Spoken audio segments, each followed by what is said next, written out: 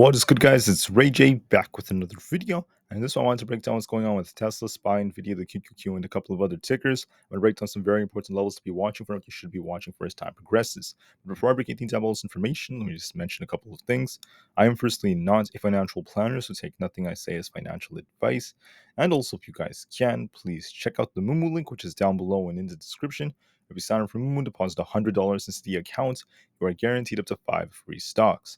If you deposit $1,000, you're guaranteed up to 15 free stocks, and the offer ends very soon. Anyways, now let's break down what's going on with the market. Looking at SPY, we had a very nice cup and handle like formation. I did call this out in the morning, and this thing is continuing to pump as I speak, approaching 476. I just want to mention that right now, SPY is in the green, pumping very nicely as predicted. Same thing with Aapl. This thing is up like crazy, up almost 3.5%. As predicted. Same thing with the QQQ and Nvda. I predicted upside, and we got that for pretty much all of these. Same thing for Microsoft, if you want to call that out. Meta as well. Amazon, I called upside for all of these. And Google, right? It all panned out as predicted. However, there's one of these tickers that's actually a little bit weaker than expected, and that is Tesla. Tesla did pump. My indicators were correct about the pump coming. During the pre-market, it got the big pump. It actually opened up much higher than where we were at 218. It almost hit 220, which was my target. But then instead of holding up, Tesla was very weak and ended up selling off, and it failed to hold up with the market. So this ultimately remained a little bit weaker than expected, and everything else was still stronger than expected, if not aligned with what I was expecting to happen. So I'm going to break down some levels now for all these different tickers, then mention what's going on. So right now, look at SPY. We have a nice cup and handle like formation, and we're seeing the buyers stepping in, pushing this higher. I also want to mention that when we look at SPY's charts right here, you'll notice that one of the most important time frames to determine this run was the 4-hour time frame, getting a bullish cross on the PPO. This is suggesting more potential upside is coming. It's looking very strong thus far off this bar. So SPY looks very strong. Watch resistance around 476. If that breaks, watch these wicks. Our next target is to be 476.6. It's a very tight resistance. If we break above that, there's 477. And above that, we have 477.5 and then 478. Those are all some very nice scalp levels. But as long as we get above 477, there's still potential for us to get up to 478. That's where we have the next critical resistance. For supports, you're going to be watching 475.6-ish. Below that, we have 475 to 474.8. And if that fails us, then we have 474 coming next, 472.9, 472 flat, and then 471 and 470 as all our major supports. In my opinion, I would say that SPY is still looking bullish. It's still holding up and pushing very nicely. It still looks pretty strong overall, and it's favoring the bulls big time. So make sure you watch these wicks on the left side. That's gonna be our next resistance. If we do break above 476, there's some resistance there, so we'll see if the market tries to hold up. And we're looking pretty strong going into tomorrow if we do end up closing near these levels. But watch it carefully, see if we do end up projecting sell off a little bit, going to close or not. We'll see about that, but it might just be a very minor move. Overall, it's looking pretty good, favoring the bulls big time. What's helping SPY pump and the QQQ as well is Aapl. Aapl is on fire. This thing opened up. It basically closed yesterday, at 182. Now it's approaching 189. Crazy pump. I was talking about 185 yesterday. We actually achieved 10 in the pre-markets. In the morning, I said it's going to pump even higher to at least 188. We actually broke above that. We're still looking very strong on Aapl. This was what we were expecting yesterday. We got a nice double bottom like formation with the bullish divergence. And, we have a potential target forming around 191 that could be coming very soon.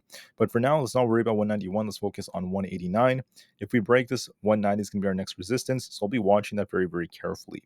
For support, make sure you watch 188 flat. If that fails us, then we have 187, that range right there, 186.5 and then 185.5. Overall, Aapl is pushing nicely. It's showing some strength, making higher highs and higher lows, and there's a very good chance it could push even higher. So I would say the trend is still looking strong.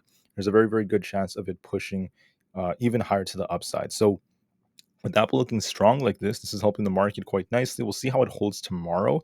Watch how it closes. For now, it should be closing close to where we are. It could drop a little bit at the very end of the day and still close strongly. But overall, this is still favoring the bulls. The bulls have full control, causing a squeeze, and this is leading the market up higher. Apple's helping SPY and the QQQ very nicely. In my video from yesterday, I was saying that the QQQ should be breaking past 411. It should be testing that level at least, and we actually broke above that. Now we made our way up to 413, approaching the all-time high. If we break this resistance, 414 and 415 are going to be two important levels. Every dollar basically on the triple Q. If we lose 412, watch. I mean, we do have some support at 411, but it's very minor. 410 is where we have stronger support. Then we have 408 and then 405.7 followed by 404. Overall, and the QQQ looks bullish. Very, very nice uptrend. It's been uptrending very strongly. It's holding up very nicely thanks to these other tickers, and it's favoring the bulls to a larger extent. So just watch where it closes. Do we close above 412 or not? I'm not too concerned about it coming all the way back down. I think it's going to try to hold up, and we'll see how it goes from there. As far as Nvidia goes, if you look at Nvidia is it got this little push. I was talking about how this thing could reject a little bit, retest 570, then bounce. Instead, this actually came a little bit lower than expected, came down to fill this gap towards 560, then bounced back up. And now it's kind of shuffling around 568 to 570. So it may continue to do so as time goes on. If we're bullish, you want to see this thing basically break above 570 and start pushing to these higher levels.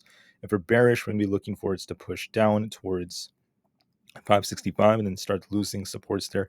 If it loses 565, we're going to be looking for a bigger dump towards 560. But overall, Nvidia is holding up quite nicely. It is favoring. It's that kind of in the middle right now. It's still holding up. That's all that matters at this point. It doesn't have to like run every single day, but it's still holding up. We got a very, very nice move to the upside. Let's just hope that it continues to hold at these higher levels. It's technically green right now, so let's just see how it shuffles as the rest of the day goes on. Not looking bad so far. It might just close to where we are, but then we'll see what happens tomorrow. And finally, the last one is Tesla. This is the one that is not as strong as what I was predicting. So I said Tesla should see a bounce, and we did get a bounce. Okay, it was at 212 yesterday. It pushed all the way up to almost 220. So I did call this move. But the problem was, unlike the market, and you have to remember that, SPY was pumping, Nvidia was pumping, the QQQ was pumping, Apple was pumping, Tesla ended up just dropping. So that's like very ironic, showing lots of weakness. Microsoft was pumping too, Meta was pumping, Amazon was pumping, Tesla ended up just dumping. So it's very ironic, very, very unexpected for it to dump this much. So the question is, where is Tesla going? We got this big dump. I'd approach this support all the way down here. We have this nice support zone right here. I'm going to actually redraw this just to show you some levels. Tesla is very, very tricky. So I know people have kind of like called out the fact that I'm calling every few levels on Tesla, but the reason I do that is because of the fact that Tesla is basically just stuck. It tends to chop a lot and has very tight levels. If you actually pay close attention to it, it has very tight levels. So for instance, it had 217, came down here to this support, bounced. We had resistance here, support. You guys can see how the levels are kind of like affecting it. And that's why I have them all mapped out so you always know which level to look for next. So basically, Tesla has resistance at 212. If it breaks above this, we have 214, 215 to 216. Then we have this 218 zone up here, 220, and then 222, all the way up there. For your support, you're going to be watching this 210 to 209 range down here. If we lose that, I mean, our next target is basically 207 if we end up losing the 210 range. Let me actually draw out another line right here.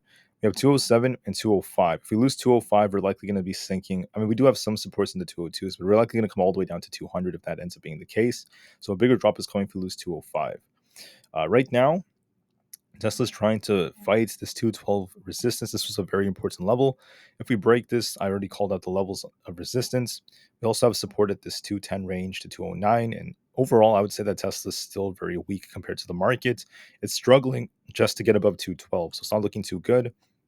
It might try to push as time goes on, try to get back above 212 and push to 214, then shop around a bit. I just want to be honest. I don't think Tesla's looking that strong. It's not looking too great. And even if it does get kind of some kind of like dead cat bounce or defensive bounce, what's stopping it from falling again? That's the big issue I have with Tesla. The market is pumping. Tesla should be pumping with the market on a normal day. If the market starts sinking and Tesla's at these low levels, what's going to happen to it? It's going to sink even lower. So that's just the big issue I see with Tesla for now.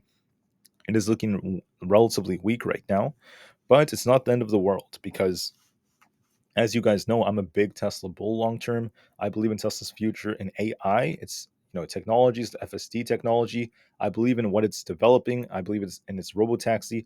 I believe in its ability to get lots and lots of sales and strong deliveries. Excuse me. So my point is, I'm a big Tesla bull. I think it's going to break all-time highs within a year from now. I think it could approach all-time highs by next year. I still think Tesla could do it. But for the short term, there's going to be some pain. And that's why I just wanted to prepare you guys for that.